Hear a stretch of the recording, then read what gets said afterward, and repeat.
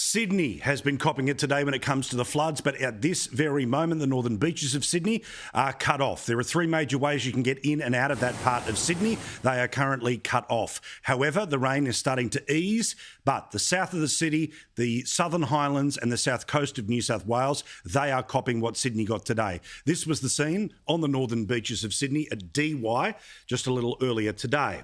Now, of course, for those who know Sydney, it's an up and down, hilly city. So when rain falls at the top, it starts to go towards the bottom. And obviously, when you start towards the bottom, you get towards lakes and beaches. This is an example of exactly what's been happening. It's been a very bad day in Sydney. Sadly, 2 more people have passed away. 2 more people have died as a result of the floods, which have been going from Queensland through northern New South Wales, now Sydney. That's 14 people who have died in the past couple of weeks. This is the live radar right now about where the rain is falling. Now, without squinting too hard, basically, the heavy red stuff is obviously in the sea, but right now the localised area is that the rain has stopped in Avalon, Terry Hills, Hornsby, Richmond, Pymble, Homebush and Randwick.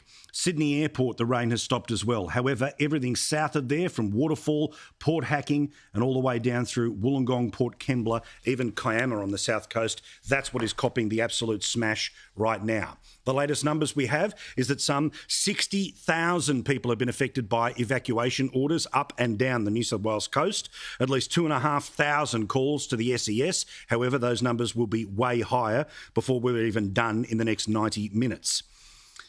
Areas like Camden, a lot of water there last night and it started to rise. There are 5 petrol stations in that part of Sydney. As you can see, all 5 of them currently underwater. Jonathan Lee and our team doing great reporting from there all day long.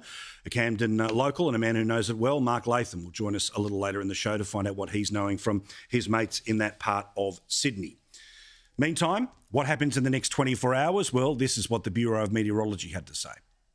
Then our focus tonight will shift not only to the increasing river levels and the major flooding, but also damaging winds likely to develop, particularly around the Illawarra Escarpment, Sydney metropolitan area, mostly coastal suburbs as well from the south coast, Illawarra, and up to Sydney, and possibly into the Hunter in the early hours of tomorrow, as the low finally moves away, taking most of the rain by tonight, but the winds will lag. All right, so some relief, but of course, floodwaters have to go somewhere. So what was pouring throughout the day will eventually end up in lots of different places. Strength and love to everyone who's in Sydney right now. We'll check in greater detail in a few minutes' time.